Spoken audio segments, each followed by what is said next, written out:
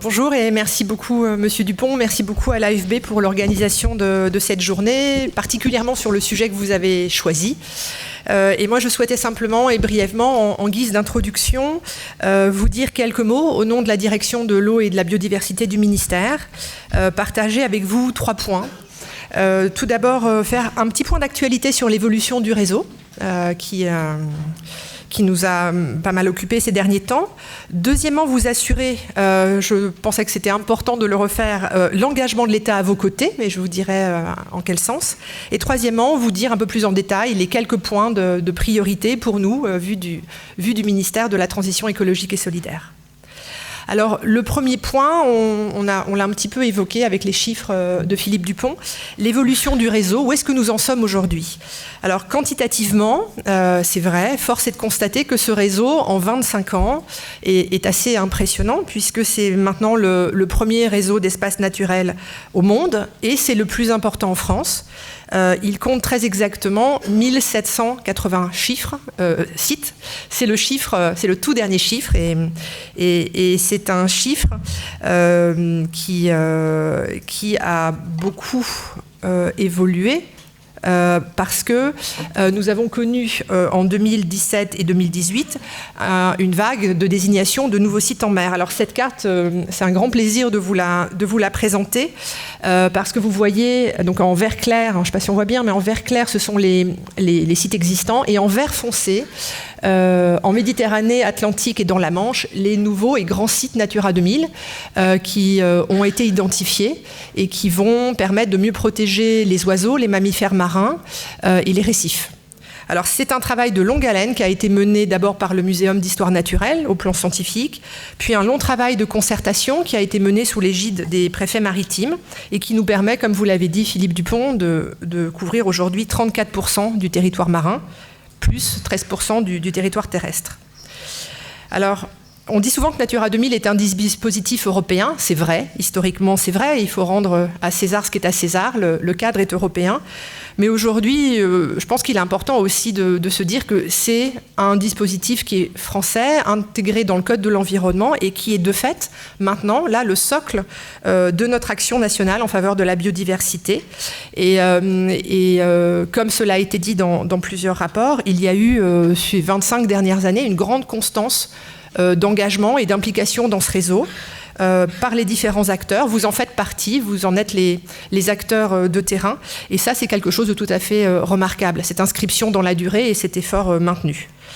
Alors sachez pour information qu'au ministère, pour l'instant, nous ne prévoyons pas de grandes nouvelles vagues de désignation de sites. Ce qui ne veut pas dire que le réseau ne va pas évoluer. Il peut y avoir de ci, de là d'autres créations de sites, il peut y avoir des évolutions, par exemple pour prendre en compte les inventaires naturalistes. Mais enfin là, pour l'instant, dans les grandes incitations à désigner, je pense que nous pouvons marquer raisonnablement une petite pause. D'autant plus que, ce sera mon deuxième point, du point de vue quantitatif, les bilans qui ont été faits sur le fonctionnement du dispositif, sur sa gouvernance, ont validé de façon générale le choix en réalité très ambitieux qui a été fait par la France de privilégier la concertation et la mise en œuvre contractuelle. Et ceux d'entre vous qui sont gestionnaires et animateurs savent bien que c'est un défi aussi de mettre en œuvre ce mode de gestion contractuelle et concertée. Mais c'est une belle ambition et la Commission européenne, dans son rapport d'examen des directives nature, avait relevé le côté très positif de cette approche en termes d'acceptabilité par les territoires. Évidemment, c'est plus porteur dès lors que les territoires peuvent s'approprier l'outil. Au plan national, là j'en viens à ces notions d'évaluation et de jugement sur le dispositif Natura. Au plan national, nous avons, nous, comme guide, un rapport d'inspection du ministère de l'écologie et du ministère de l'agriculture qui date de 2015 et qui a fait un très beau bilan sur le dispositif Natura en France et a examiné plusieurs scénarios d'évolution. Et la recommandation prédominante, c'était que le modèle actuel de fonctionnement était robuste, valable, et qu'on pouvait poursuivre sur cette voie. Alors ce sont les analyses et les recommandations de ce rapport qui guident notre action, sachez-le. À chaque fois, dans toutes les décisions que nous prenons, nous nous référons à ce plan d'action. Je sais que l'AFB y attache également beaucoup d'importance et c'est l'occasion de saluer la présence de M. Barthaud qui en est le co-auteur et donc qui sera effectivement le grand témoin aussi éclairé qui pourra nous accompagner aujourd'hui. Alors, dans ces rapports, je ne vais pas dans les détails, il y a des améliorations qui sont demandées, bien sûr, et nous y travaillons. Mais je pense que ce qui est intéressant de souligner, c'est qu'on peut maintenant se projeter avec confiance dans l'avenir, parce que le dispositif est, en termes qualitatifs et quantitatifs, arrivé globalement à maturité. Et un point important aussi, c'est que la Commission européenne, vous le savez, a décidé ces dernières années de ne pas réviser les directives nature. Elle s'est posé la question, il y aurait eu des avantages à le faire peut-être, mais l'avantage qu'il y a pour nous là immédiatement dans le fait que la Commission n'ait pas prévu de réviser les directives, c'est que nous sommes dans un cadre stable. C'est-à-dire qu'à court terme, là, dans les prochaines années, le cadre européen va être stable. Le cadre français, je vais y revenir, le sera également. Donc on peut vraiment se projeter avec sérénité dans les années qui viennent. Ce qui est appréciable parce que au plan institutionnel, notre milieu de la biodiversité a connu pas mal d'évolutions. Le comité national de suivi Natura 2000 n'existe plus. Il a été remplacé par une commission spécialisée du CNB. Alors ça a pu émouvoir à un moment. Il y a eu un sentiment peut-être de perte de visibilité pour Natura 2000. Maintenant que le CNB se met en place, moi je trouve que Natura 2000 est bien présent dans cette commission, donc qui s'appelle Commission en charge des politiques de la biodiversité et des territoires. Les membres de cette commission sont très attentifs à Natura 2000. Plusieurs d'entre eux connaissent très bien le dispositif et ont vraiment un appétit de discussion. Nous avons déjà fait un point de présentation, d'autres rendez-vous seront pris dans l'année. Et ce qui va être intéressant avec cette commission territoire, c'est qu'elle va nous aider à faire le lien avec des sujets nouveaux, notamment, enfin, pour prendre un exemple, la question de la création des ARB. Donc soyez rassurés sur le fait que la visibilité de Natura ne sera pas perdue.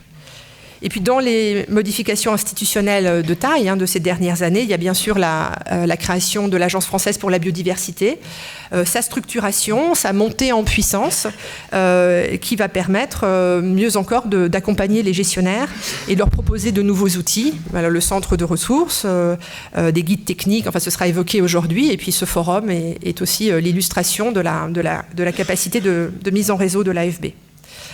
Alors ce petit bilan étant fait sur l'état des lieux Natura 2000, je voulais aujourd'hui, en second point, vous assurer du soutien de l'État et vous dire que notre soutien va être maintenu dans les prochaines années.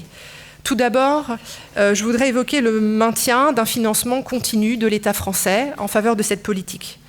En 2018, nous avons augmenté la dotation pour Natura 2000 d'un montant de 2 millions d'euros. Alors, je ne peux pas présager encore de l'issue des discussions pour 2019, parce que le projet de loi de finances est en cours. Mais enfin, on peut dire, sans se risquer, que cet effort devrait à minima être maintenu en 2019. En tout cas, c'était notre proposition. Est également en cours de réflexion une piste très intéressante.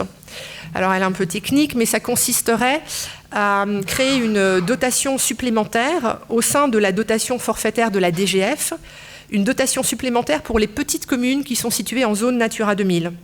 Alors, ça n'est pas fait, c'est un amendement parlementaire qui est déposé, nous le suivons avec attention, mais sachez que ça fait partie des réflexions plus générales sur les incitations, les motivations. Nous savons qu'il y a le sujet TFNB qui est important. Là, il y a une autre piste qui est mise sur la table des parlementaires. Enfin, sachez que c'est un sujet de réflexion et que nous y travaillons.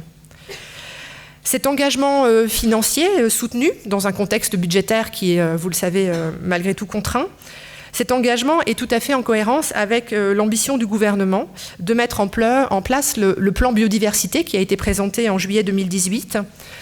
Vous en avez certainement entendu parler, c'est un changement d'échelle qui est voulu par le gouvernement dans la politique de protection de la nature. Et l'ambition est de faire de la lutte contre l'érosion de la biodiversité un objectif de rang équivalent à celui de la lutte contre le changement climatique. C'est un engagement fort du gouvernement, un engagement fort du ministre d'État qu'il a réitéré ces derniers jours. Le ministre insistant particulièrement sur la nécessité d'utiliser tous les leviers d'action et de bien les mettre en cohérence, levier d'action de l'État, levier d'action des collectivités territoriales. Et en cela, le réseau Natura 2000 sera tout naturellement un vecteur pour la mise en œuvre du plan biodiversité, même si Natura n'est pas cité explicitement, parce que fort naturellement, un plan, il se concentre sur les mesures nouvelles, mais nous savons, et dans la mise en œuvre qui va être faite par les services de l'État, nous savons que Natura 2000 sera un vecteur privilégié. Alors plus précisément, dans ce contexte général, au ministère, quelles vont être nos priorités d'action en termes de pilotage de ce réseau? Alors la première priorité, bien entendu, c'est la gestion des sites. 90% des sites sont d'ores et déjà dotés d'un plan de gestion et notre objectif, c'est d'atteindre 100% de sites en gestion concrète à l'horizon 2020. Alors c'est une dynamique qui repose grandement sur vous, qui êtes au premier rang et qui êtes sur le terrain, sur vous pour définir de façon concertée les objectifs de concertation et l'articulation avec les activités socio-économiques. Nous savons, je ne veux pas le passer sous silence, que les dernières années ont été difficiles, en raison notamment du retard de programmation des fonds européens. Je pense en particulier au FEADER. Nous savons que la période a été difficile. Nous savons que de nombreux efforts ont été consentis par les acteurs du réseau. Sachez que nous entrevoyons là maintenant la fin des difficultés, les choses se résolvent et soyez certains que nous restons très mobilisés à vos côtés comme facilitateurs et que nous serons vigilants dans la préparation de la prochaine programmation post-2020.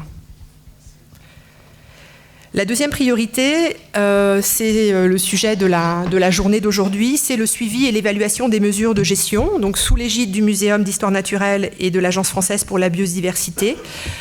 C'est un axe extrêmement important pour le ministère, d'abord pour développer nos connaissances et puis ensuite pour faire évoluer la gestion des sites au fil du temps. Et troisième priorité sur laquelle je voudrais insister, c'est que nous souhaitons cette année particulièrement être attentifs à la mobilisation des acteurs et au développement de l'effet réseau. Dans le rapport dont M. Barthaud est l'auteur, il était souligné que Natura 2000, c'est un réseau c'est un ensemble de sites qui est vaste. L'effet réseau est encore un petit peu sous-jacent et nous allons y être très attentifs et des initiatives comme celle d'aujourd'hui contribuent. Le centre de ressources y contribuera également à mettre en lien les différentes expériences. Alors nous réfléchissons à un certain nombre d'initiatives. Nous avons souhaité que les Grands Prix Natura 2000 soient relancés. Sachez que nous réfléchissons également à un événement phare en 2019 et que cet élément sera vraiment un grand point d'attention pour nous. Voilà, en quelques mots, ce que je souhaitais vous dire sur nos priorités pour cette belle politique et cette belle réussite qui est d'ores et déjà Natura 2000. Je vais laisser la parole aux travaux de la journée. Sachez que notre équipe du Bureau des outils territoriaux de la biodiversité, donc qui est le nouveau nom de ce bureau, mais qui est en réalité historiquement le Bureau Natura 2000, l'équipe est présente aujourd'hui parmi vous. Fanny Landy-Ramirez, Bastien Coignon, Viviane Le Sourd-Thébault, Pascal Bargiarelli, Céleste Gilles, Fabrice Vella et Béatrice Prévost. Ce sont des noms un petit peu nouveaux parce que l'équipe est en partie renouvelée, mais ils y sont présents et je les remercie également. Peut-être est-ce qu'ils peuvent lever la main pour se faire identifier et de façon à ce que vous puissiez également les rencontrer durant la journée. Voilà. Merci beaucoup, merci de votre attention.